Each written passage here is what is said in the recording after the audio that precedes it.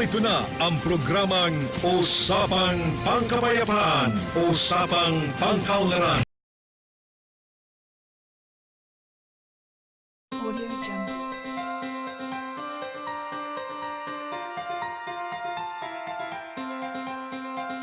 Audio Jungle.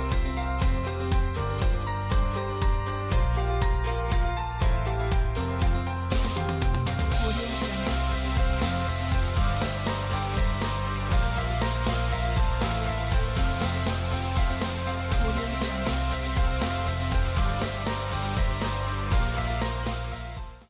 Audio Jungle. Audio Jungle.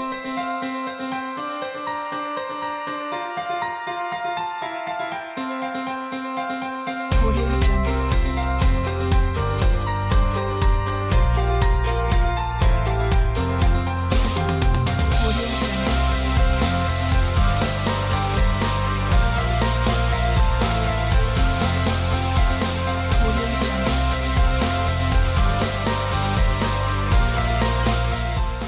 Audio Jungle. Audio Jungle. Audio Jungle. Audio Jungle.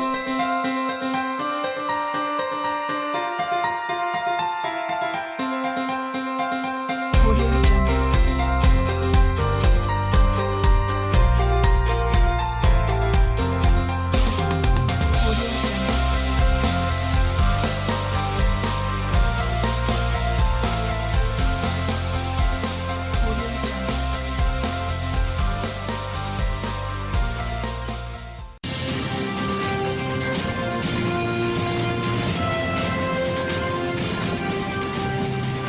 Narito na ang programang Usapang Pangkapayapaan, Usapang Pangkaunlaran.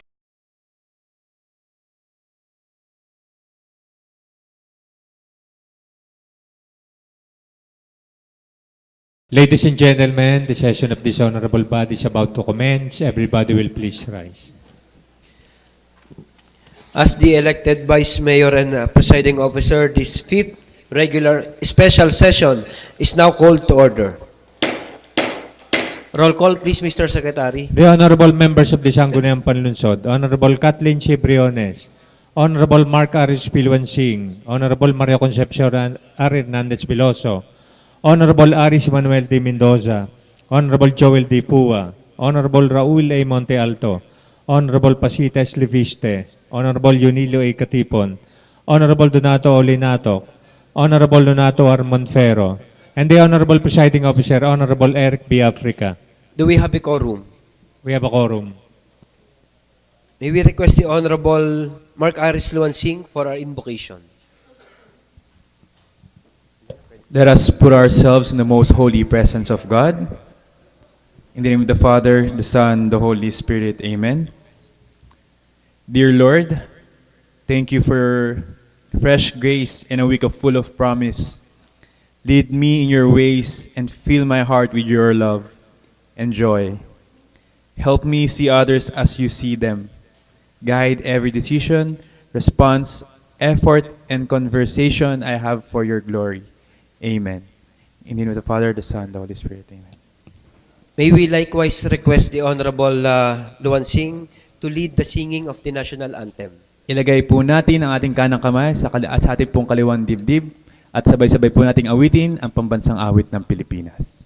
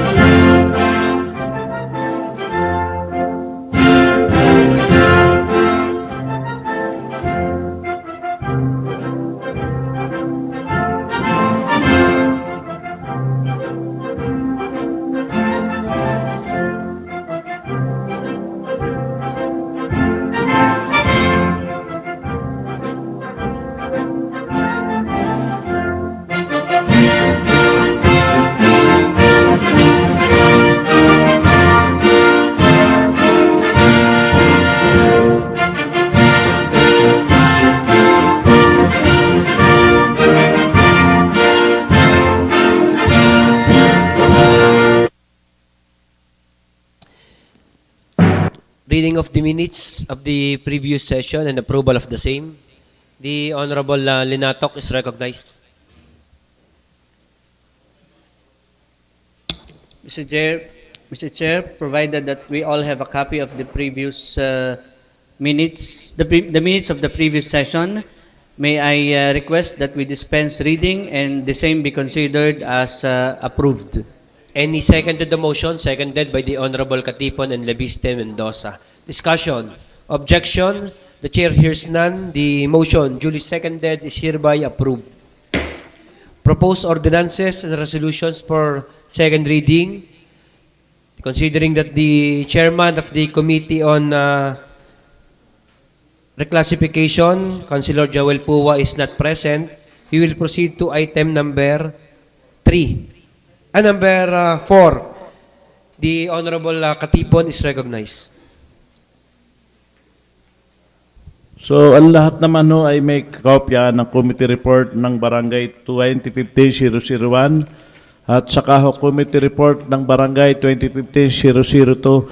I move for the approval of the committee report, Mr. Chairman. Any second to the motion? Seconded by the Honorable Lebiste. Discussion? Objection? The chair hears none. Committee report number Barangay-2015-001, letter A and letter B. And committee report number Barangay-2015-002 is hereby adopted. And business for the day, Mr. Secretary. Business for the day. Number 1, financial statements of General Fund Consolidated. General Fund Proper 20% DF. Economic Enterprise KLL as SEF Trust Fund for the month ending September 30, 2015 for information. Noted. Letter request of the City Mayor addressed to the SP for the realignment of the amount of 664,000 for gasoline, oil, lubricants, expenses of Economic Enterprise Division. Refer to the Committee on Appropriations. And number 3, letter of Mr. Carlos Biones, OIC Permits and Licensing Office, addressed to the SP regarding their accomplishment report for first, second, and third quarter. Noted. Number 4, proposed draft ordinance of Eduardo Panza, OIC CIPOS, ordinance designating the right side of Esteban Mayo Street from CM Recto Avenue to the V. Malabanan Street as pushcart ambulant vending area and prohibiting pushcart ambulant vending in any part of the city proper, including the circumferential road of the public market. Refer to the Committee on Peace and Order and Traffic. Number 5, letter of the City Mayor addressed to the honorable members requesting for the passage of an ordinance approving and or adopting the EIP of Lipa City for CY 2016. Refer to the Committee on Appropriations. Number 6, kapasyahan na bilang 03-2015 adopted by the Sangguniang Barangay Quezon. Refer to the Committee on Barangay Affairs. Number 7, reclassification request from agricultural to residential of Mrs. Violeta Mojares. Refer to the Committee on Land Use. Number 8, reclassification request from agricultural to residential of Mrs. Christy Inchong. Refer to the Committee on Land Use. Number 9, annual budget for CY 2016 of Barangay Sico. Appropriations. Annual budget of Barangay Ludlod. Appropriations. Annual budget of Barangay Dos. Appropriations. Annual budget of Barangay 8. Appropriations. Annual budget of Barangay 9. Appropriations. Barangay 11. Appropriations. Number 15, request of the city engineer for the passage of a resolution authorizing the LCE to purchase 1 utility vehicle and 2 motorcycles for the Building Permits Division. Refer to the Committee on Appropriations and Good Government. Number 16, realignment request of the city administrator by authority of the city mayor in the amount of 19,000. Refer to the Committee on Appropriations.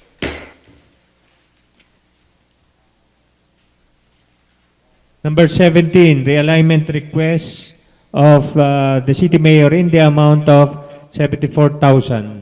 Committee on Appropriations. Number 18, reclassification request of Mr. Romel Araulio Dalupan. Committee on Land Use. And number 19, reclassification request of Mr. Mariano Silverio. Committee on Land Use. Resolutions and ordinances for third and final reading. The Honorable Katipon is recognized. I move that we pass an ordinance or resolution adopting the barangay ordinance of Barangay San Jose and Barangay Kayumanggi for third and final reading, Mr. Any Chair. second? Jointly moved. Any second? Seconded by the Honorable Monfero and Mendoza. Discussion? Objection? The chair hears none. The motion duly seconded is hereby approved for third and final reading. And number 2, I move that we pass a resolution adopting the Barangay Ordinance of Barangay Fernando for third and final reading. Any second? Second, jointly moved and seconded by the Honorable Leviste and Mendoza and Luansing. Monfero. Discussion? Objection? The chair hears none. The motion duly seconded is hereby approved for third and final reading. Privilege. The Honorable Katipon is recognized. Magandang hapon ho sa inyong lahat at tayo ho ay narito sa ating sangguniang panlungsod at atin ho pinagtatalakayan ang iba't ibang bagay. Gusto ko ho sanang buksan ngayong hapong ito. Ito ho ay isang magandang ginawa ho ng ating isang kasamang konsihal, ni Konsihal Patmo, nung siya ay nag-donate ng isang computer sa ating police clearance. At kung natatandaan ho ninyo, na atin hong nire-request sa ating treasurer na magkaroon ho tayo ng tao mismo doon sa police clearance para ho magkaroon na ng kaalwanan ng atin ho mga kababayan ng pagkuha ng police clearance. At doon ho sa pagkuha nila ng police clearance, nagkakaroon ho doon ng additional na konting fees para ho dito sa kanilang maintenance ho ng kanilang police station. Ngayon, narinig ko ho ng isang araw na yung kanilang pag-maintenance ng kanilang mga police clearance ng kanilang opisina ay gusto pang mapasok ng ilang tagalabas na sila ang maglalagay ng computer as augment ho doon at sila ay papatong ng halagang para ho sa ating barangay clearance. So ito ho nangyayari sa Luzon natin pa, isang tradisyon ho ito ng ating barangay clearance, nagbibigay ho ng as donation ang mga tao doon ho sa ating, hindi ho ito compulsory, doon sa ating opisina ng korpo ng polisiya sa kadahilan ng kulang naman ho ang ating supply o ang ating itinutulong ng local government ho sa ating korpo ng polisiya. Kaya pinababayaan na rin ho natin ng police clearance ay magkaroon sila ng kaunting dagdag para ho pa-maintenance doon sa kanilang opisina. Kaya ho sana, sa tamang panahon pa, may ako magpapasa na sa resolution na nagpapatibay sa request ng mga taga-korpo ng polisiya na yung kanilang ginagamit sa operation ng maintenance sa ng barangay clearance ay manatili na lamang sa pulis at walang ibang pwedeng maghimasok na tagalabas para pagkakitaan ng bagay na ito. Maraming salamat, Mr. Chair. The matter brought up by the Honorable Katipon is referred to the Committee on Good Government and Peace and Order. Privilege? Sige, patawag mo muna kung gusto niya patawag. Para lang habang nagpi-privilege si Don. Sige. So, also I request the DILG na tamang-tama, maikuan ho natin din ito pamaya sa DILG. So, kung pwede ho sana, ma-special ho, mention ho itong DILG officer, Mr. Adaya, na maimbitahan ngayong hapong ito para maliwanag ho natin kung ano ho talaga nangyari sa ating kasamang ABC President. Kasi ang balita ho namin, inalis sa payroll. Yun yung pag hindi ho niya present, nakakalalaang namin sa kanya ay si absent lamang. Pero yung alisan sa payroll ng isang membro ng Sangguniang Panlungsod ay napakasama namang itsura sa isang membro ng Sangguniang Panlungsod o sa kabuuan ng Sangguniang Panlungsod na basta aalisin sa payroll nang hindi man lamang ang ating mga membro ng Sangguniang, especially the Vice Mayor, ay hindi pinag-alam. So hindi naman ito siguro nararapat na gawin ng kung sino pa man ang nangyari sa Sangguniang Panlungsod at hindi na dapat mangyari. Kung talagang dapat ito, mawala si Atty. Jerry Makasait, okay lang, na-accept natin na wala siya as absent. Pero yung alisin siya sa payroll, ay ito ay parte ng opisina ng Sangguniang Panlungsod. Kaya nararapat, Mr. Chairman, na may patawag ho natin ng DILG officer to inform us kung ano ho talaga nangyari. The Secretary is instructed to communicate with our DILG officer to explain before this August body the opinion or ano ba? regarding the status of Attorney J.R. Makasaet's position as City Councilor and as ABC President. Privilege, the Honorable Linatok is recognized.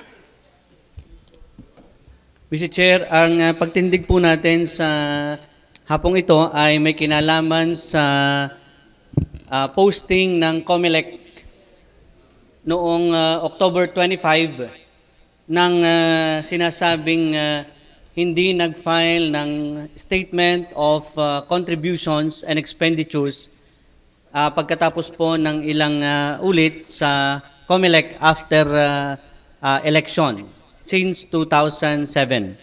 Ang inyong abang lingkod po ay naimpormahan ng kagawaran ng COMELEC na tayo daw po ay hindi nakapag-file ng SOSE or Statement of Contributions and Expenditures noong 2007 at 2010. At sa katunayan po, noong 2014 ay sinulatan po tayo ng COMELEC, National COMELEC, na kung saan ay pinagpapaliwanag po ako ni Attorney Rafanan ng campaign unit, finance campaign unit, kung bakit ako po ay hindi dapat ma-penalize or mag-charge ng administrative case dito bilang hindi nag-file po ng SOSE. At tayo po ay agadang sumagot sa sulat na yon ni Attorney Rafanan noong 2014, June, if I'm not mistaken. At hanggang ngayon po ay wala namang sagot. Yung pong listahan na inilabas muli ng COMELEC sa atin pong pagkakaalam, yun po ay listahan pa simula 2013. Ano po? At bilang tayo naman po ay nahalal na konsehal noong 2010 na hindi po tayo nakapag-file ng SOSE at na-re-elect naman po tayo ng 2013 bilang konsehal muli. Ito po ay naipaliwanag na po natin sa COMELEC at meron nga po tayong CP ng sulat na kanilang tinatakan. At kahapon po ay muli tayong nag-file ng sulat reiterating the same and praying na matanggal na yung pangalan natin doon po sa listahan ng sinasabing hindi nag-file ng SOSE. Dahil sinasabi po sa Omnibus Election Code na ang hindi pag-file ng SOSE ay would mean an administrative offense.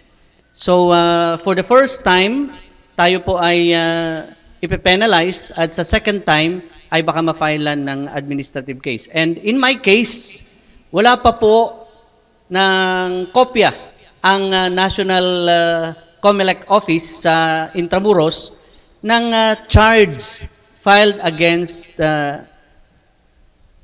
sa akin po na kung saan ay bagamat ho nagkaroon ng nakafile sa internet o sa COMELEC website ay nakalagay po doon ay remarks. Hindi po yun, ayon po sa ating COMELEC official or election officer, ay hindi po iyon decision ng COMELEC dahil wala pa nga pong nai-file na charge against me administratively.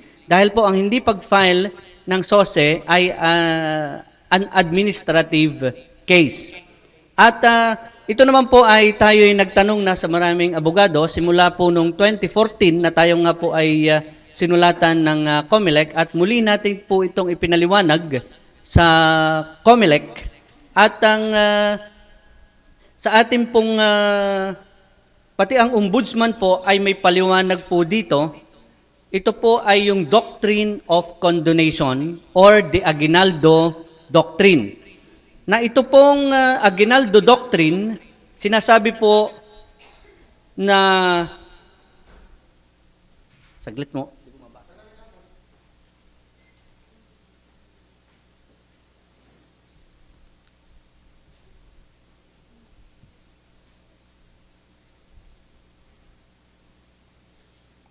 Ito pong doctrine of condonation or the Aguinaldo Doctrine, ito po ang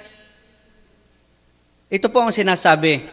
Re-election has the effect of voters forgiving the public officials' faults or misconduct committed in the previous term.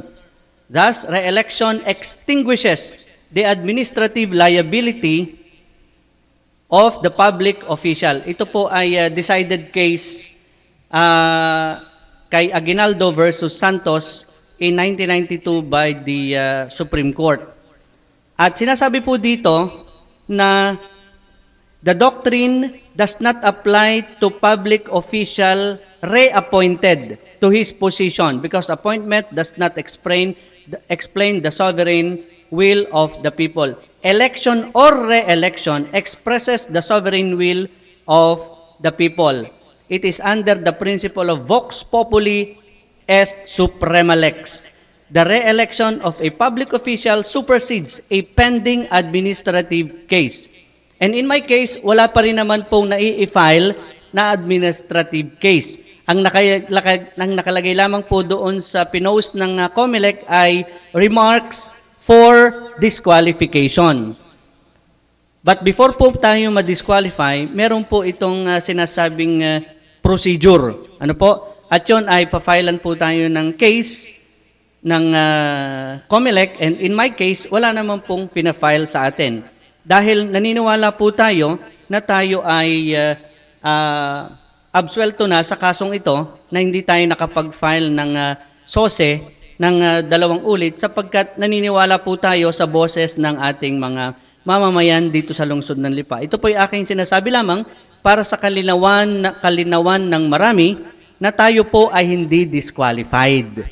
At wala po akong kasong administratibo naka-file or against me.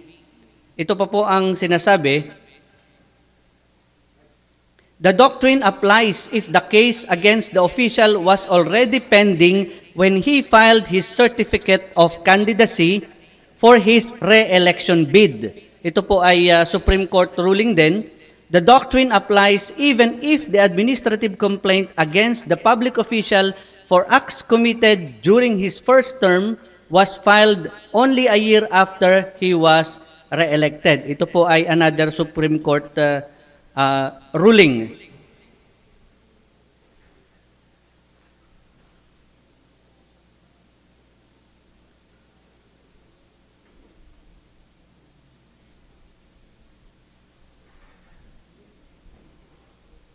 Saglit po, nawawala.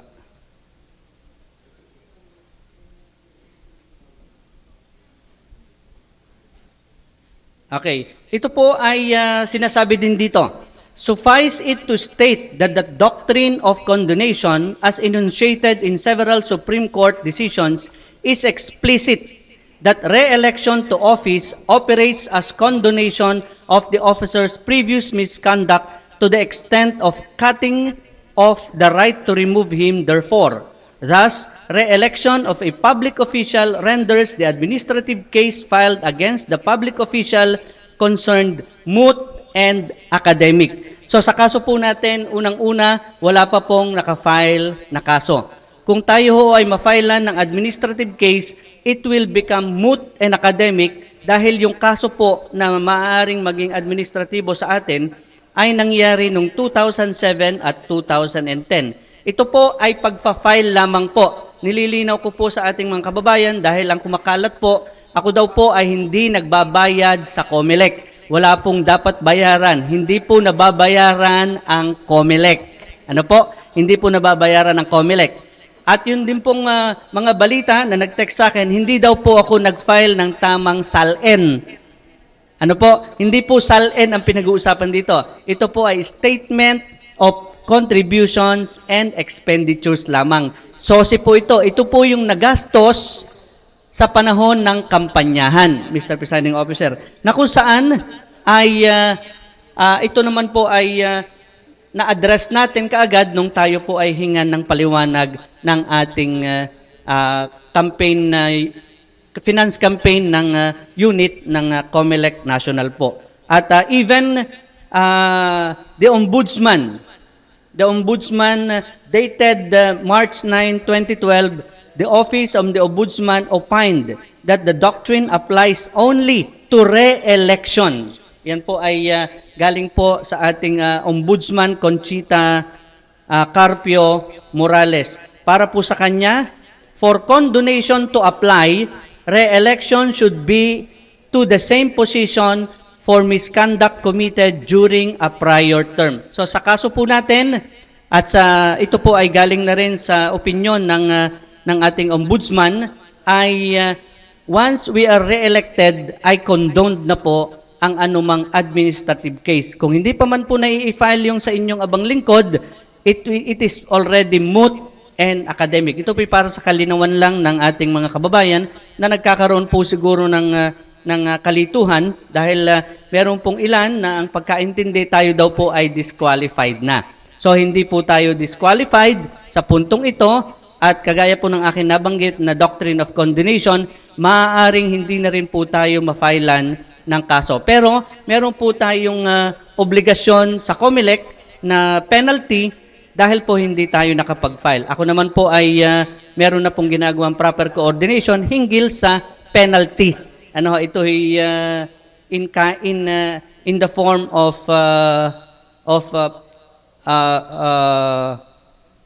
anong tawag dito?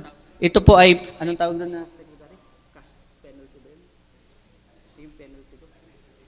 Administrative fine na kung saan tayo naman po ay pinadala na rin ng COMELEC kagaya ng iba rin po na napadala na ng administrative fine. Ito po ay co-comply lamang natin. Hindi po ibig sabihin ay meron tayong kasong administratibo. Yun lamang po para po sa kalinawan ng lahat. Salamat po. Maraming salamat, Consel Don, sa paglilinaw sa iyong issue, sa status ng iyong pagkandidato bilang konsyal. And addition po, hindi po makakarating ang ating DILG officer at meron daw po silang project and kahit po staff po nila ay wala po doon dahil po sarado po yung opisina. So, ganito na lang po. Kung maaari po sana, iimbitahan po natin through a letter, personally addressed po sa ating DILG officer o sa kanyang representative or authorized representative na iniimbitahan po natin sa Monday, 9 a.m. sa ating pong regular session. Privilege, the Honorable Linatok is recognized.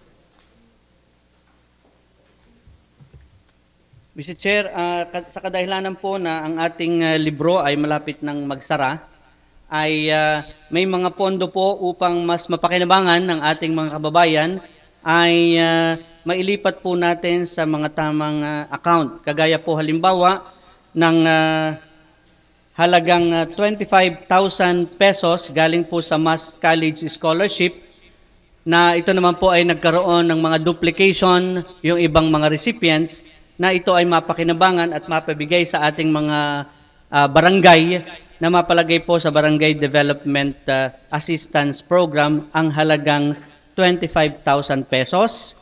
Ikalawa po ay ang pondo mula sa Sports Enhancement Program na 150,000 at MOOE ng Liga ng mga Barangay in the amount of 50,000 going also to Barangay Development Assistance Program. So hinihiling ko po na ito po ay mapa-refer sa komitiba. Refer to the Committee on Appropriations. Likewise, Mr. Chair, I move that this realignment be considered as urgent and approved for third and final reading. Any second?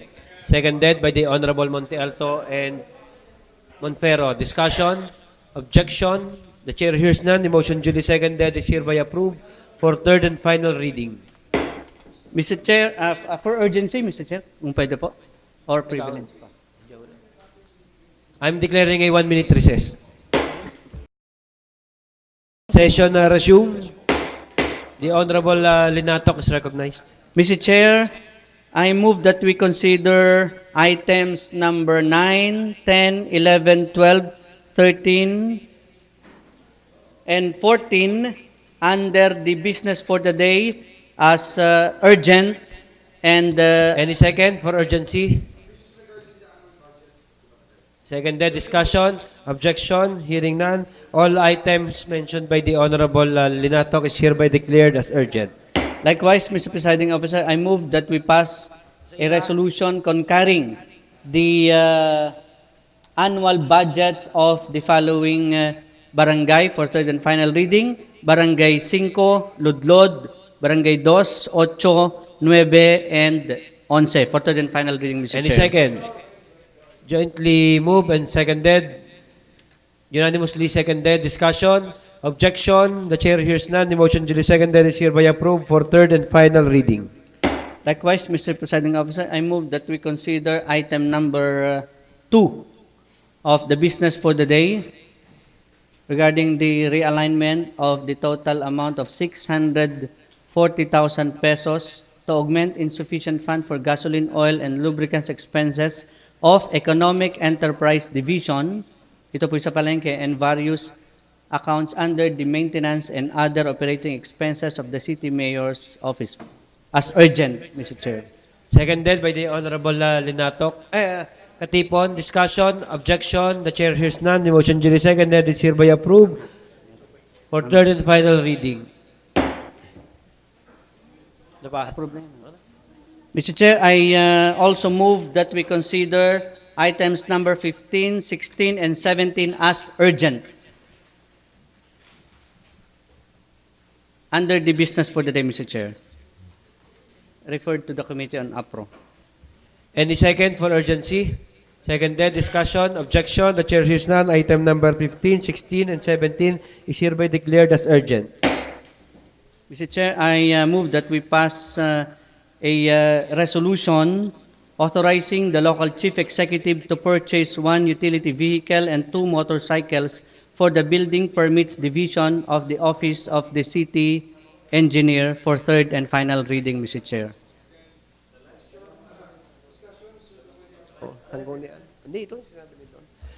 Discussion, the Honorable Mendoza is recognized.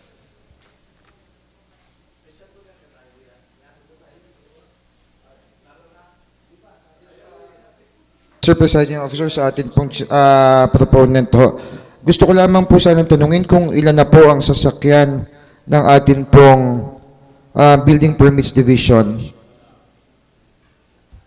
Sa akin hong pagkakaalam ay hindi ko alam kung ilan. Dahil ang request po nila ay, are, nandito po si Engineer. Mr. Chair, can we Rule suspended to accommodate our guest from the City Engineering's office to answer the queries of the Honorable Mendoza. Nandito po.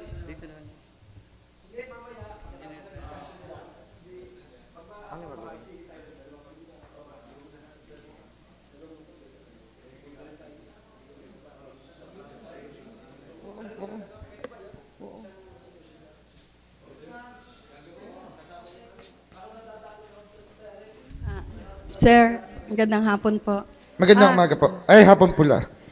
Doon po sa building permit section namin, may Apo. isang FB po ang kanilang service vehicle. Iisa po ang FB Isa. po sa Building Isa lang ho. Building Permits Division. Ah. Oho. Tapos 2 motorcycle ho ang additional. Oho.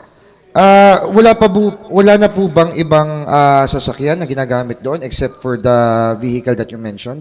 Wala ho. So, ang ibang division ho, regarding ho lang sa building permits, Apo, yes wala ma'am. po, ayun lang po. So, iisa po lamang. So, Isa kailangan ho. Bakit yung iisa pa ang idagdag ho natin? Wala na ho bang pondong pagkukunan? Baka po pwedeng dagdagan nyo na rin yung motorsiklo para sigurado. Baka ho sa susunod na lang ho Aha. na budget. Saan ho kukunin ang pondo ho para dyan? Para doon po din sa income ng yung 15% na nagiging income ng ano ho, yung ating mga building permits. Ho. So, may 15% po. Saan ho pumapasok yun? Sa general fund? O sa pumapasok po sa engineering department po mismo? Yung pondo kung sinasabi niyong 15%. General, sa ano po yon sa engineering po. So hindi ho pumapasok sa general fund. Magkano na po naiipon doon para makabili ho ng 3 sasakyan?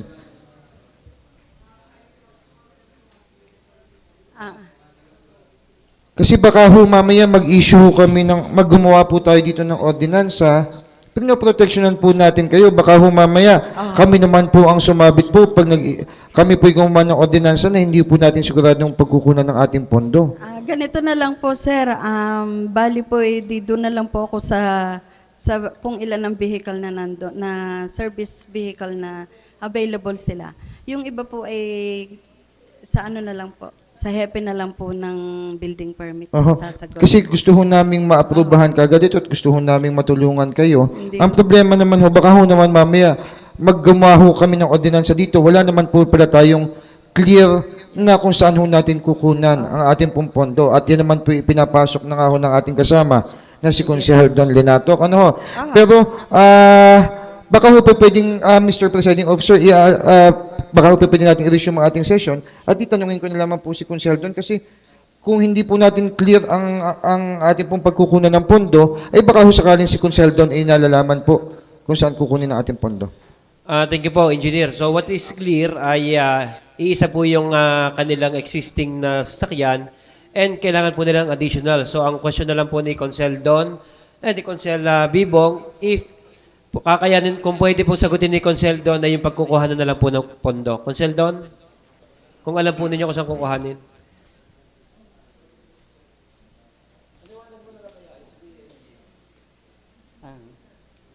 Liwanag mo na lang yung tungkol sa DILG na ruling na requirements itong resolution.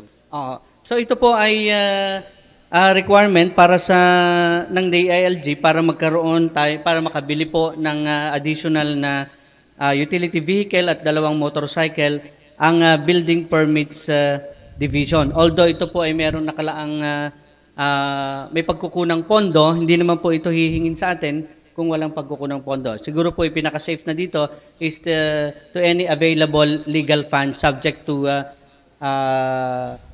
accounting and budgeting procedures po, Mr. Chair. Mr. President, Officer, thank you po. Napakaganda ho nga kasi ng atin pong gagawin tulong din para ho sa ating engineering department, lalong-lalo na ho sa building permit section. Pero madami na ho tayong ipinasa na ordinansa dito sa Sangguniang Panlunsod na hindi ho na ipapatupad dahil po ang atin pong nilagay ay subject to any available fund. Baka naman po ito'y magaya na rin po doon sa mga inaprubahan ho natin dito na hindi ho na i-implementa at ang magiging dahilan po lamang ay wala pong alam na pagkukunan ng pondo. Mas maganda ho siguro para ho tayo ilaging nasa laye at yun naman po ang laging sinasabi po sa atin, we should mention, ito naman po siguro madali naman hong masasagot kasi ito naman po may request na po sila sa atin at siguradong identified na rin ho nila bago ho natin aprubahan ng ordinansa. Ito na may request ko po lamang at kung sakali nga po na may ipoprovide kaagad nila sa atin, ay di napakagaling at kasama na ho kaagad sa ating ordinansa. Mr. Chair, ang request po ay resolution authorizing lamang po ang local chief executive to purchase 1 utility vehicle and 2 motorcycles. Ito naman po ay kung sakaling wala silang mapapagkunang pondo, hindi ho mangyayari ito. So, dahil ito po ay resolution lamang, hindi po tayo nag-appropriate ng pondo dito. So kung meron po silang pagkukunan ng pondo, kung ito po'y walang pondo, o kung ito po'y may pondo ng nakalaan, hindi na po natin kailangan ng isa pang ordinansa para mag-allocate or mag-identify ng source of fund, Mr. Presiding Officer. Yes, Mr. Presiding Officer, naintindihan naman po natin na ito isa lamang resolution. Pero, syempre ho, pagkatapos ho ng isang resolution, ay kailangan po nating mag-appropriate din ho ng pondo at ang Sangguniang Panlunsod lamang ang pwedeng mag-appropriate ng pondo. Hindi po kaya ng mayor, hindi po kaya ng vice mayor. Ang kailangan po dito ay ang Sangguniang Panlunsod. Pagkatapos po niyan, yung gahoy babalik pa rin dito para sa atin, para humakita natin kasi resolution nga rin nga lamang po iyan. Kung hindi ho babalik dito sa atin, hindi ho natin i-ratify yung kontrata, paano ang magiging proseso ngayon ng pagbili ho ng sasakyan? Kasi hindi ho naka-identify dito, hindi ho nakasama sa annual budget ho itong pondong ito. So wala pa pong appropriation yan at bago ho bumili ng isang sasakyan ang atin pong gobyerno o bago ho gumastos kahit po piso, kahit po 100 piso o 1 milyon pa po ang gagasusin, it should be appropriated by the Sangguniang Panlunsod. Mr. Chair, ito po ang sinasabi ng sulat ni Atty. Latido.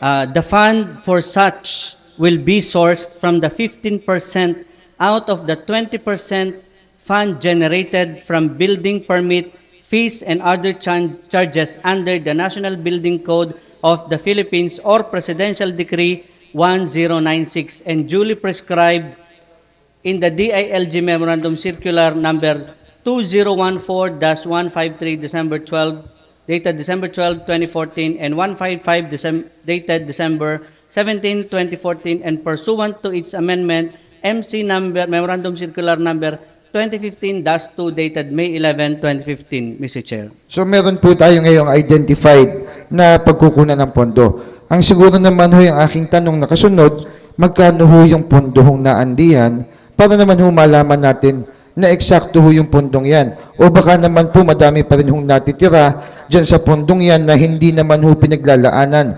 Paano pa ho ang normal procedure ng pag-release ho ng pondong yan? Baka ho pwede damihan na ho natin ang motorsiklo kasi building permits inspection ho yan. Baka ho pwedeng dagdagan pa ho ang motorsiklo para naman ho mas trabaho nila ng ayos ang kanila pong mga ginagawa kasi alam naman po natin kailangan hong umikot sila sa buong diba sa pag-i-inspeksyon. And siguro ho ang pinaka-importante rin nga doon ay malaman ho natin kung magkano ho ang pondo na makukuha ho doon at kinukunin kasi nabanggit po ninyo is 15% of the construction permits na naiipon ho ng engineering. Yan bagoy automatic na ang engineering lamang ho ang pwedeng gumastos o ito po'y pumapasok pa sa general fund ho natin para ho magkameron tayo ng appropriation din dun sa mga bagay na yan.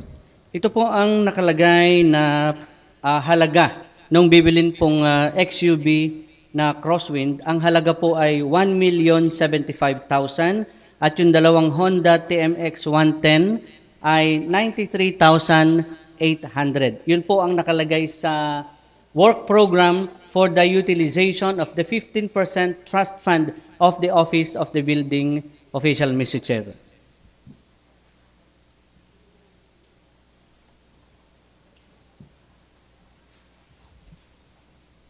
Yes, katulad nga po ng akin nabanggit, sana ho'y malaman ho natin ang kabuuang amount ho ng pondo na naandiyan. Kasi tapos makita na rin ho natin ang ating pong guidelines kung talagang ang pagbili ng motorsiklo at ng sasakyan ng SUV ay pwedeng gamitin doon sa trust fund na iyon. Kasi ho'y malimit ang trust fund po ay limitado ho lamang ang pwedeng gamitin kasi usually ho baka sa regulation lamang ng sinasabing opisina o doon sa mga requirement lamang na kanilang kailangan pondohan. Sana ho'y maging maliwanag para ho naman paggawa po natin ng isang resolusyon at pagkatapos po ng isang ordinansa na pagpondo po niya ay maliwanag po lamang sa Sangguniang Panlunsod at baka naman po tayo ay magkameron din ng problema ho diyan. Alam naman po natin na ang pinangangalagaan natin ay ang pondohon ng lungsod, baka humamaya sa atin din po bumalik kung tayo po'y sasala sa guidelines ng kanilang trust fund.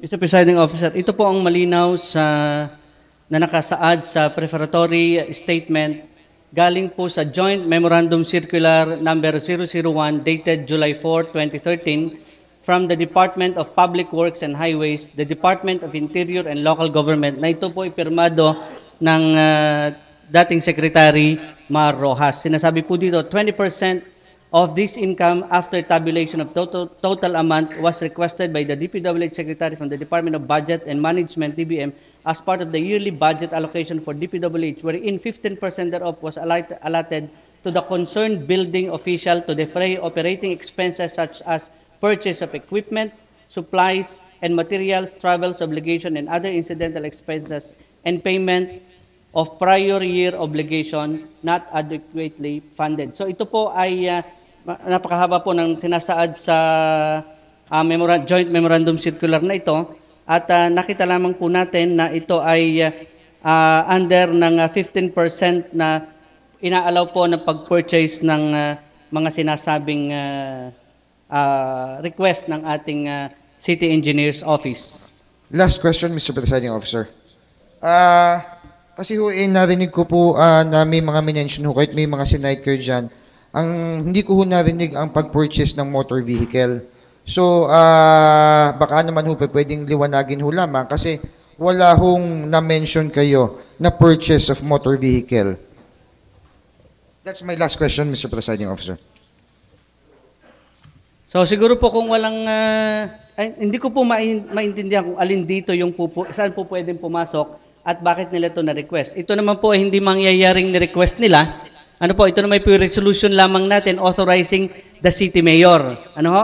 Once ito ay pinorchase nila at sila yung nagkamali, wala pong kasalanan ang sangguniang panlunsod dito sapagkat ang atin lamang po ay ino-authorize po natin sila na mag-purchase ng motor vehicles, Mr. Presiding Officer.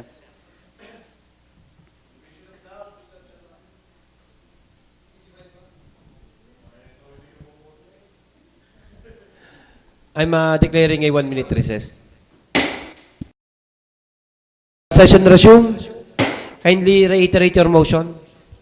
Mr. Chair, I move that we pass a resolution authorizing the city mayor, the local chief executive to purchase 1 utility vehicle and 2 motorcycles for the building permits division of the office of the city engineer. For third and final reading, Any Mr. Chair. objection? Any objection? There's an objection. Those who are in favor of the motion duly seconded, kindly raise your right hand. 1, 2, 3, 4, 5, 6. 6 in favor, 1 against, 1 abstain. The motion duly seconded is hereby approved. Mr. Chair, I move that it was already considered as urgent. I move that we pass an ordinance realigning the amount of 19,000 to be taken from the internet expenses and repair in the amount of 15,000 and repair and maintenance of the office equipment 4,000 of the office of the city permits and licensing to augment insufficient fund for the traveling expenses of the same office. For third and final reading, Mr. Chair. Seconded by the Honorable Katipon. Discussion? Objection? The chair hears none. The motion duly seconded is hereby approved for third and final reading.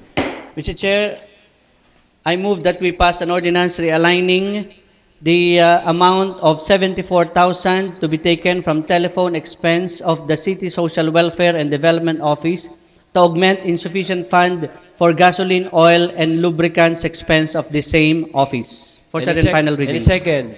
Seconded. Discussion? Objection? The chair hears none. The motion duly seconded is hereby approved for third and final reading.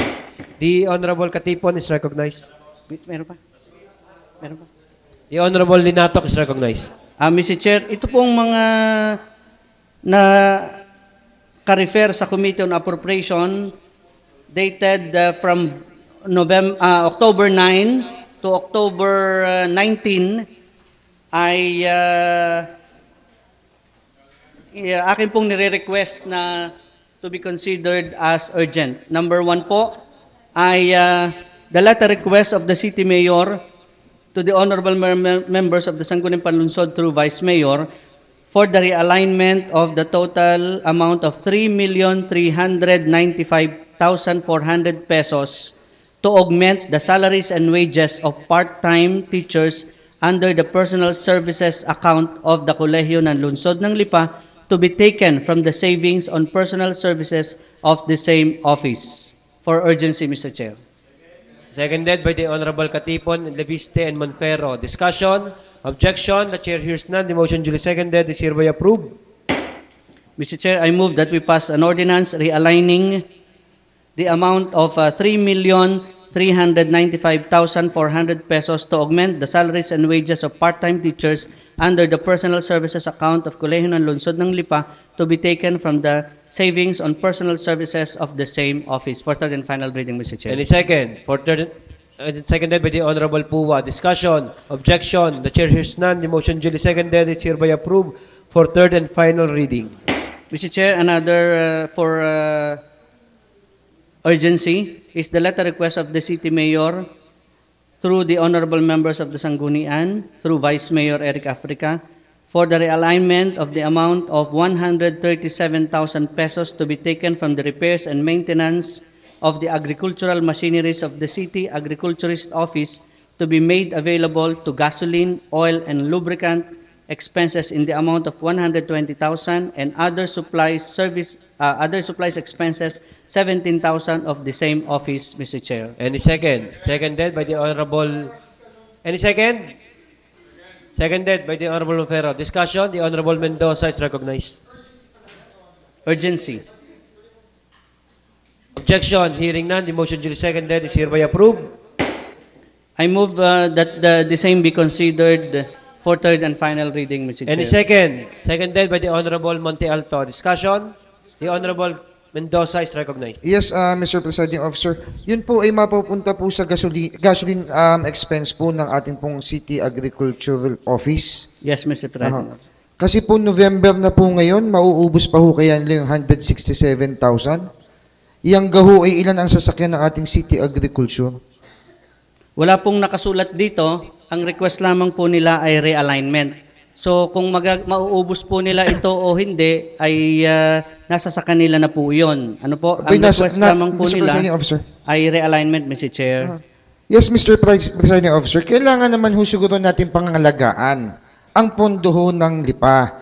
Kasi nakikita ho natin na 167,000, hindi naman ho porke ni-request nila, ay papayagan ho natin dito sa Sangguniang Panlunsod. Kitang-kita ho natin kung kaya ho nilang ubusin ang 167,000. Baka naman ho mamaya, pinagkatiwalaan po ng ating tao, 137. Baka ho pinagkatiwalaan ho tayo ng tao, hindi na ho natin inalagaan. Ay, November, ano na po ngayon, di magaling ho sana kung nakalagay ho diyan, eh meron po silang arrears na kailangang bayadan. Pero kung yan po ay prospective lamang po at gagamitin pa po lamang nila ngayon pong buwang ito hanggang December, ay 137,000 po, ay palagay ko na may, kung iisa ho o dadalawa ang kanilang sasakay, palagay ko over na naman po yon. Mr. Chair, ito po ay hindi naman ibig sabihin pag nilagay natin sa gasoline, sa oil and lubricant expenses ay kailangang ubusin. So yun po ay nirealign nila dahil sa kanilang pananaw ay hindi na nila kailangan ng repair and maintenance of agricultural machinery. Siguro po ay maaayos sa mga agricultural machineries natin na ito naman ay magamit para sa pag-i-inspect, halimbawa po, pagdi-distribute ng mga pananim sa mga barangay at ganun din po sa other supplies. Apo, ito po ay gasoline oil, hindi lamang po ng service. Ito po ay malamang ay kasama din dito yung mga agricultural machineries natin. May mga traktora po tayo, may mga mga kagaya pong equipment, Mr. Chair. Yes, Mr. Presiding Officer.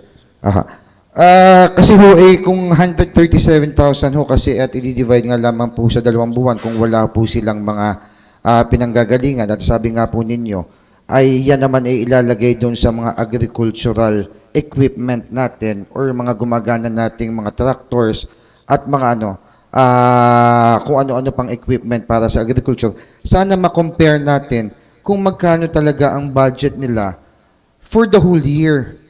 Para naman ho, at least ma-identify natin. Kasi tayo ho'y nagpapasok po dito ng urgent matters. Hindi na ho natin na-check ang basis or kung magkano po talaga ang allotted. Baka ho mamaya, mas malaki pa ho itong 137 kaysa dun sa previous na inaprubahan po natin. Kung iisa po ang sasakyan nila, ang allowed lamang po siguro sa kanila is 120,000 or 240,000 under the COA rules. So, sana naman po ay ma-determine po natin at ma-check po natin para naman ho mapangalagaan natin ang pondo ho ng LIPA. Thank you po. Noted po, Mr. Chair. Any further discussion? Objections? The chair hears none. The motion duly seconded is hereby approved for third and final reading. Mr. Next. Chair, letter for urgency again. Letter request of the city mayor dated October 9, 2015 for the realignment of the amount of 2 million pesos to be taken from the insurance expenses of the City General Services Office to be made available to repairs and maintenance of the office building, 1.4 million pesos, and repairs and maintenance of other structures, 600,000 of the same office for third and final, for urgency, Mr. Chair. Any second for urgency? Seconded by the Honorable Pua. Discussion? Discussion. The Honorable Katipon is recognized. baka ho pwedeng ingatan ho natin yung isa request na yan na maklaro ho muna natin sa kanila kasi yan insurance ng involved Insurance maaring expenses. expenses. So insurance expenses yan ho insurance ng sasakyan, may mga premium. Yan ho ay papunta dapat sa GSIS. Tapos i-realign ho natin papunta sa building, repair ng building, hindi ho kaya mag-conflict ho yan sa ating sa request ho nila. Kasi Mr. Chair, meron mga COA rules na minsan kahit ho tayo ay hindi ho natin pwedeng i-realign o kung ang source of fund ay papunta ho sa mga like insurance, baka ho dyan may premium insurance pa diyan. Hindi lang vehicle insurance, mag premium insurance o individual insurance ng government employees. Doubt ho ko dyan, baka ho pwedeng i-committee hearing yan. Kasi papunta ho sa repair ng building eh. Kung makita naman ho ninyo yung GSO, mapakaganda ng GSO. Ang GSO ho ay nandoon sa old LCPC building. Mr. Chair, naniniwala po tayo na ito po ay hindi i-request sa atin, na ito po hindi i-refer din dito po sa atin, na hindi po dumaan sa local finance ang approval po bago mag-request ang isang department head. At kung ito naman po ay ilagyan na lang po natin ng ating kolatilya na subject to COA rules and regulations and subject to accounting and budgeting procedures of the City of Lipa. So, nagkwano sa atin ang Finance Committee nag-request. So ito po ay ifinorward po sa atin ng ating City Mayor Maynard Sabili. Ano po ay ibig ko sabihin ay hindi naman ho aakto ang isang mayor. Ito naman po ay sanay na tayo sa mga realignment, napakatagal na no. Hindi ho ipo-forward sa atin ng City Mayor ang Baka ho kasi mapagaya yan kung tandahon yung appraisal committee ho sa Barangay Dagatan. We are selling 3 hectares doon sa Barangay Dagatan na may appraisal committee. Nang una hong nakapirma sa appraisal committee, yun yung mga head, tapos yung mga assistant department head, tapos nung ating questionin, naglagay sila the same date ng date ho na department head.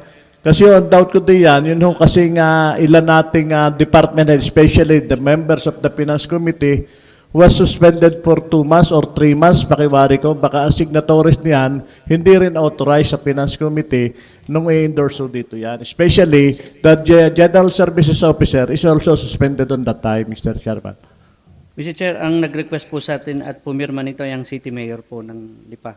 So, depende ho sa inyo. So, Ano ako po ho ay- bang gusto pong mangyari na ating Ang gusto ko lang ho sana, baka ho pwedeng isalang ho natin sa committee hearing, kung pwedeng i-realign yung ating I adhere, Mr. Chair. insurance premium. I defer the urgency of this item, Mr. Chair.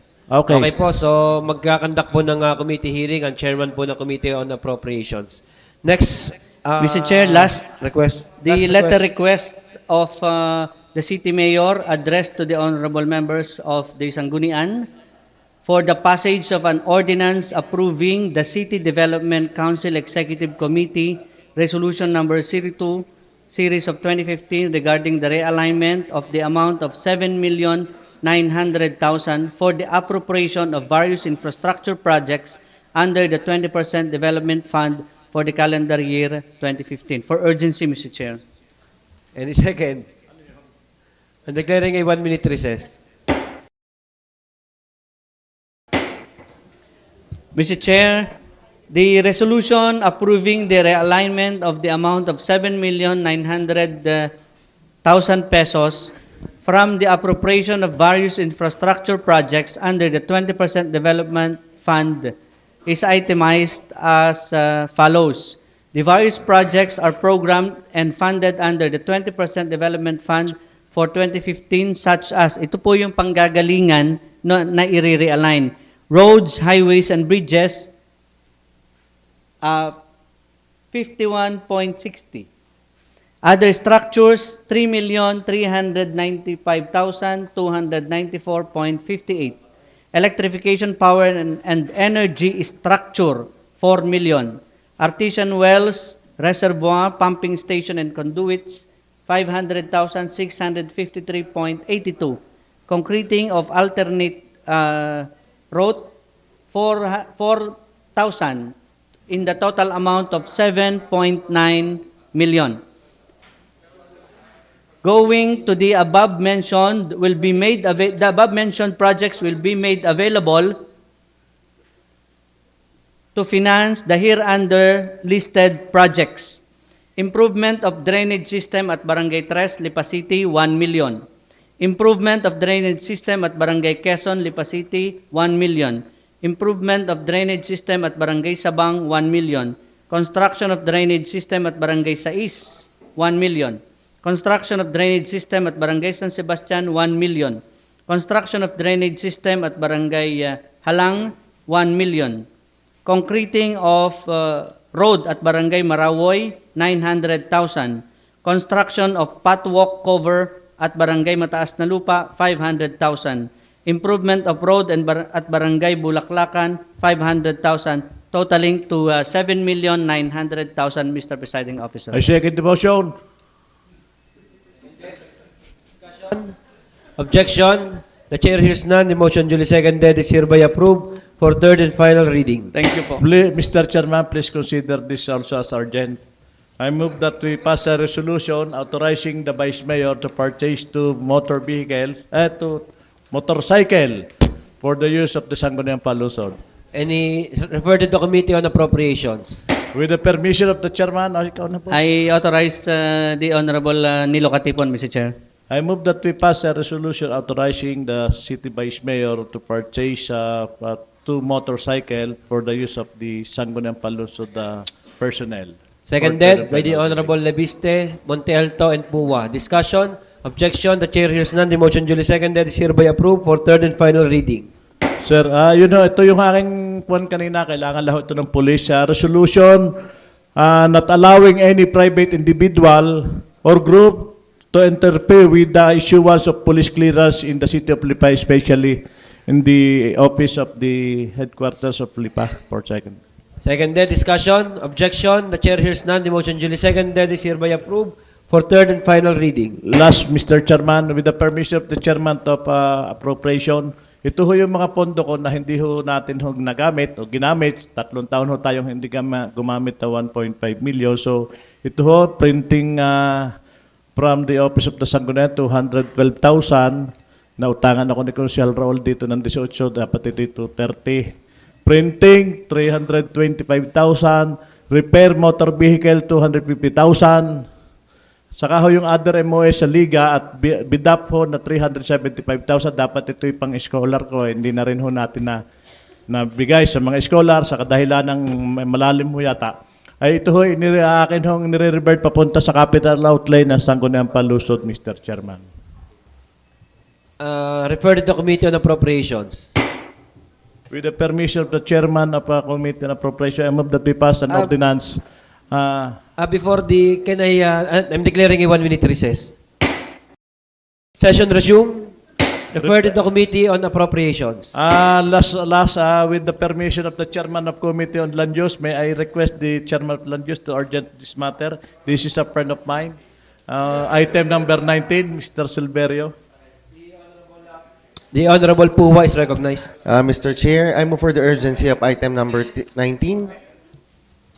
Seconded by the Honorable Linatok. Discussion? Objection? The chair hears none. The motion duly seconded is hereby approved. Mr. Chair, I move for the passage of an ordinance classifying the property of Veloce Sports Corporation, located in Barangay Bulacnin, from agricultural to commercial use, for the third and final reading, Mr. Chair. Any second? Seconded by the Honorable Monfero and Linato. Discussion? Objection? The chair hears none. The motion duly seconded is hereby approved for third and final reading. Mr. Presiding Officer, before we adjourn, kasi nga ngayon ho ako nakita yung kopya po ng pinasa kanina na ordinansa po natin tungkol sa 7.9 million.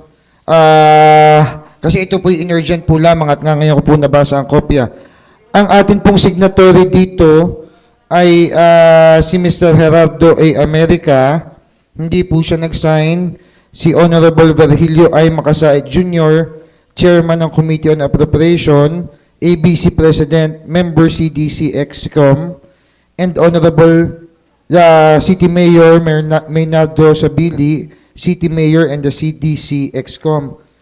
Kung hindi ho kasi natin alam ang status ni ABC President, so kung ito po yung makikita natin, iisa na lamang po ang pumirma dito ho sa recommendation ng atin pong CDC Executive Committee. And para ho ma-clear po lamang din natin, kailan po nag-start na nag-leave o umabsent po ang atin pong ABC President, at para naman ho ma-clear ho, kasi kung ano yung magiging iisa ho ang signatory nito at inaprubahan na rin po natin dito po sa ating council. The Honorable Linatok is recognized. Mr. Chair, yung pong CDC resolution ay pinirmahan ni ABC President ng September 3. Siya po ay naka-payroll pa natin ng buong September. At hindi ko alam ang October kung wala na. Pero September, alam ko po, ay nasa payroll pa natin. Ibig sabihin, binding po ang pagkakapirma dyan, Mr. Chair. So hindi ho tayo magkakaproblema pagdating po ng panahon, at baka naman po ay nga ngayon ho natin ipinasa dito ho sa atin sa Sangguniang Panlunsod. Kahit na ho September siya pumirma, ay inaprubahan naman po ito ng Sangguniang Panlunsod ngayong petsa hong ito. Yes, Mr. Presiding Officer. This session is adjourned.